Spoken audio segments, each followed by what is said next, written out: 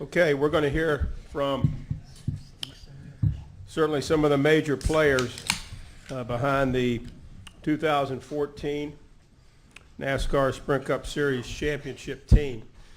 And what a show they put on, not only tonight, but the entire season. I'm talking about the number 4 Budweiser Chevrolet, driven by Kevin Harvick. And he's joined by, we got crew chief in here, Rodney Childers, and we've got car owners Tony Stewart and Gene Haas. Congratulations to the three of you. That was one heck of a race. And it's been a great chase. It's been a terrific season.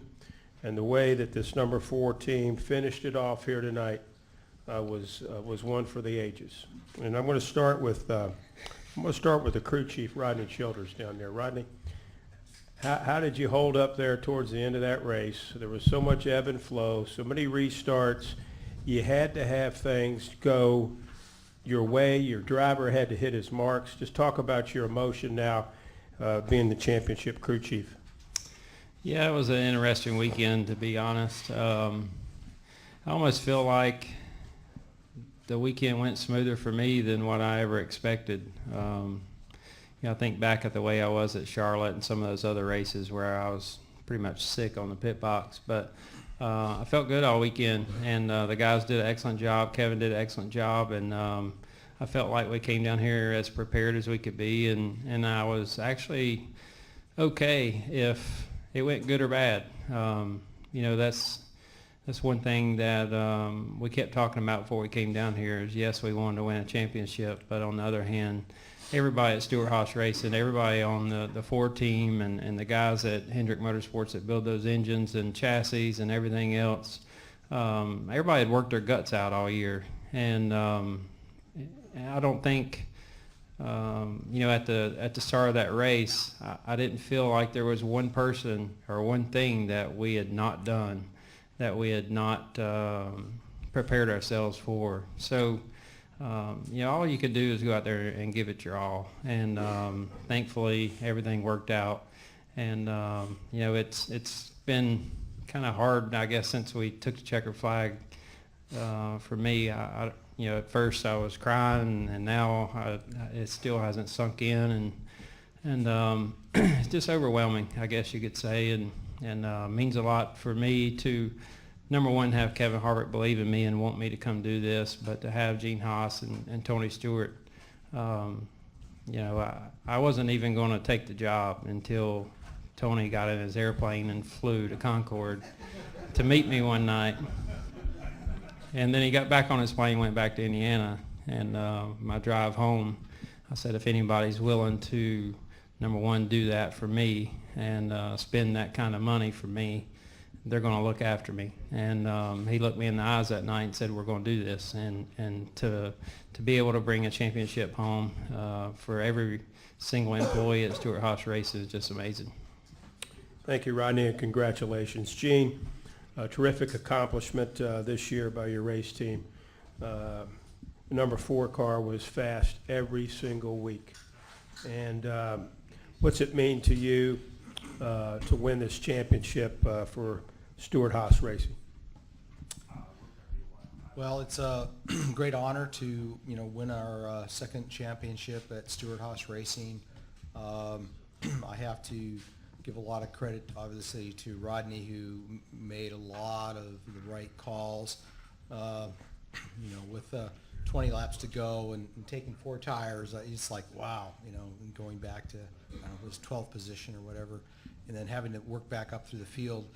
And how he knew that caution was going to come out, I have no idea. But obviously, it all worked out, and that's why we're here. Kevin Harvick and Rodney are obviously a dream team. They've figured out how to make these cars go fast, which is no easy feat. And I'm totally in awe. Tony Stewart has this remarkable ability to draw so much talent from the Sprint Cup garage. And I think that's just all part of it. Sometimes I'm in awe. It's you don't get too many chances to get up to bat and take a chance to win a championship. And quite frankly, every single time we had to do something, Kevin Harvick made it happen, and that's something that's so hard to do, and he made it work. And Rodney was behind him, and they actually make it look easy. So I'm just tongue-tied as what to say. This is a great honor to win our second championship in 4 years, and I thank everybody at Stewart Haas Racing and NASCAR for all the things they do, and all of our great sponsors.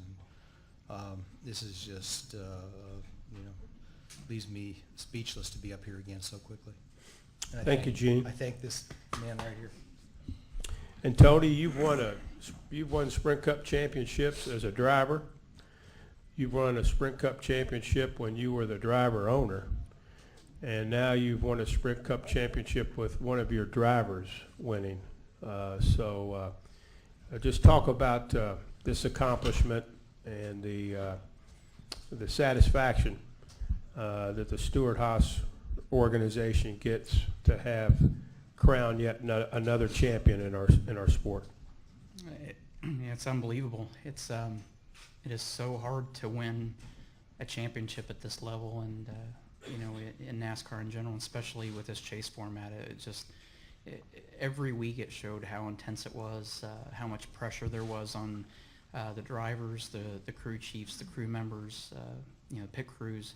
Just unbelievable how much everything had to go right, and how special it was when big moments happened. And to see these guys win at Charlotte was a huge win, and then again at Phoenix, and rise to the occasion. I think it showed why Kevin and Rodney were championship material, and why they're worthy of being the 2014 champions tonight. It's like we mentioned earlier in Media Week, I mean, it was real evident to me, their first test at Charlotte, and I got phone calls both nights after the test and telling me how it went and the speed that they had. And I remember having 2 tests during the off season, and those guys were just unbelievably fast at both of those tests, and thought this is going to be a great start to the year. But the thing that was remarkable for these guys is the fact that they had speed every week, everywhere we've been, and that's something that's extremely hard to do in this series with so many different disciplines. Their stat of leading over 1,000 laps in the chase. I mean, that's something that's no easy feat in itself. But for our organization, and for Gene and for Chevrolet and all of our partners, Budweiser and Outback and Jimmy John's, and everybody that's on Danica and Kurt's cars and my cars. It really is a team effort, and this is a team sport. It takes everybody, and everybody that's at Stewart Haas, that whether they're in the fab shop or finished fab or assembly or the machine shop, they are so important and so vital in making all this so smooth every week, and having great partners like Hendrick Motorsports and the engine department and chassis shop. It takes every one of those details to get here, and I think the evidence of that was with less than 20 laps to go, and you had all 4 championship contenders and 4 consecutive spots on the racetrack with each other. But if you want to know how hard it is to win a championship here, it boiled down to the calls, the last pit stop, and the strategies that were played. And one took 0 tires, one took 2, we took 4, and one had a problem in the pits. And that, I think up to that point it was pretty evident the flow of the race. Up to that point, but I think that was the moment in the race where nobody really knew exactly how those strategies were going to play out. But I think all 3 of the crew chiefs made calls that they thought were appropriate for how their cars were running and track position. And I'm proud of Rodney. I mean, it takes guts to sit up there and see a guy stay out and then have to sit there and make that call. So it was a gutsy call by Rodney to stick to his guns and do what they had been doing. But it also shows the depth and how good Kevin Harvick is at digging his heels in those moments. And just like Charlotte and just like Phoenix, of when it comes to the bottom of the ninth and you got to make something happen, that's the guy I want in my corner, and that's the guy that Gene and I want behind the wheel of our cars to be able to know that. I think he demonstrated those 2 weeks why he was capable of being in that scenario at the end and making this happen. So it's just unbelievable to see how this championship played out all 10 weeks. But you expect one of the four or two of the four to have a problem tonight, and it really didn't materialize. I mean, all four guys had speed and were competitive all night, and it came down to the last pit call of the night for each guy, and the drivers doing their part. So it was pretty exciting to see how it played out. But just never been more proud of the opportunity that we've had with Gene to be a part of this with everybody at Stewart Haas, and really proud to not only have a teammate, a driver, but most of all one of my best friends be out there taking pictures as a champion this year. That's a great feeling to be up here and be a part of that with both of these guys. Thank you, Tony. We'll take a question here, and then we're going to go to the press box and then come back and get the rest. Jen has got one right here, front row. Kelly, and then we're going to go to the press box because they're talking to me in my ear. They'd like to have a question. Jennifer, Associated Press. Rodney, Tony just called your tire call there gutsy. You've never been in this situation before. You made that call. I think Kevin said on his radio, well, that couldn't have gone any worse right after he pulled off a pit road. Why did you call for the 4, and how did you know that it would work out? Honestly, when it came down to that, I didn't even flinch. Like, I thought that was the right thing to do. The real problem was we had perfect pit stops all night, and the last one of the night we had a problem, and I think that's more what he was talking about more than anything. But actually it ended up being a good thing. We got to line up on the outside where we needed to be. We had a fast car all night and had to restart third every single restart, it seemed like, and that was the worst place to be. So it was definitely something. Once we got lined up in 14th, I thought that I had made the wrong decision and had let my team down and had gave the whole year away. And that exactly what Tony said. We got a guy that sits in that seat, and when it comes time to do what he needs to do, he digs his heels in and makes it happen. And the same thing happened at Darlington. He believes in me and I believe in him, and we're going to make the best out of it. And whether it was going to be the right thing or not, he was going to do his best, and that's all you can ask out of him. Let's go to press box, and then we'll come back downstairs. Go ahead, press box. Lee Spencer, Motorsport.com. Rodney, when you look at the strategy that went into the chase, we've never gone through this before. You think about guys like Chad Knaus that are there year in and year out, no matter what NASCAR does to the format of it. But, what did it take to win this one, to basically just be there week in and week out? I think the biggest thing is just preparation.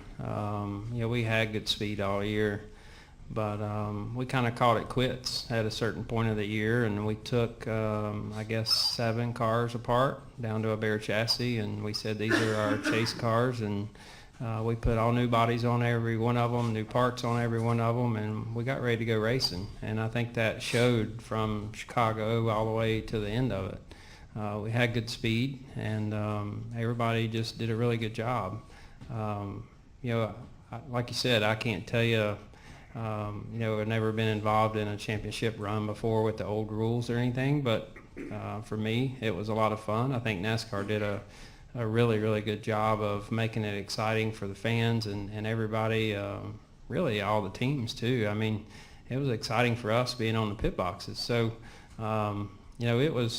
it was the best thing that I've ever been involved in, and I don't know how to explain it any better than that. And just thankful I have such a good group of people around me that are willing to believe in me and give me this opportunity. We'll come back downstairs to Kenny and then to George. Right down here, Kelly.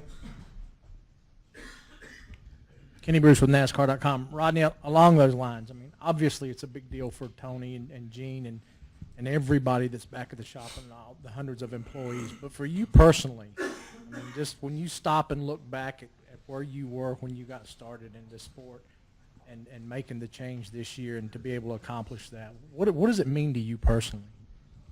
Like I said, I don't know if it's really soaked in at all. The thing I think about is and I'm sure Tony's been through this 100 times, but I think about every single person that ever had anything to do with me. Like the first go-kart my mom ever bought me, the times that she took me to the racetrack, and the first guy that called me from a kart shop, wanted me to drive for him, and then the next guy that, a lot of you guys know Clay Rogers, that tries to make some races every now and then and stuff, and still races a lot. But I helped him in go-karts, and his dad called me, want to go to lunch one day, and he said, "Hey, I'm going to buy a late model stock car for you to drive." And was completely blown away. I was way over my head, had no idea what I was doing. I went to 7 races that first year and completely sucked at all of them. And then over the winter, took the whole car apart, did everything the way I wanted, and I went to the first race, sat on the pole, and led every lap. From that point on, he bought another car, and he said, "I want you to keep up Clayton's car and crew chief for him." So that one year was the year that I realized that I don't really need to drive. I enjoy watching him win as much as I like winning myself. And if it wasn't for that one person that ever told me, "Hey, I want you to crew chief for my son," I wouldn't be doing this right now. So I had a lot of things that just kept running through my head all week this week. I was fortunate enough to have my mom and dad here. That's the first time they've ever been to a cup race that we've won.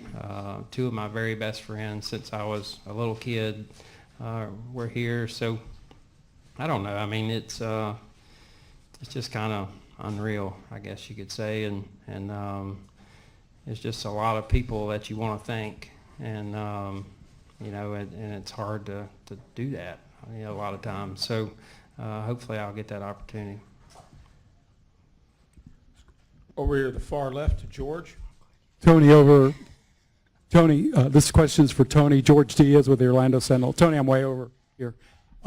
Obviously, this has been a tumultuous year for you, and I know you're still in the moment, but have you been able to process some of the emotions that you're going through? Yeah, I think more than anything, I'm happy for this organization and happy for this team, and it's not about me right now. It's about us as a group. It's about everybody at Stewart Haas Racing. So, you learn when you're in these situations that it's about a larger group of people and a bigger picture that's in play. So, I'm grateful that I have a co-owner and co-workers and teammates that are such great people that no matter what's been thrown at us the last year and a half, that this organization was able to thrive and continue to prosper and be successful through this. So it shows the depth of this organization and what these people are capable of. So nights like tonight, or when you sit back and you reflect on everything and you realize how proud you are of your entire group and everybody that you surround yourself with.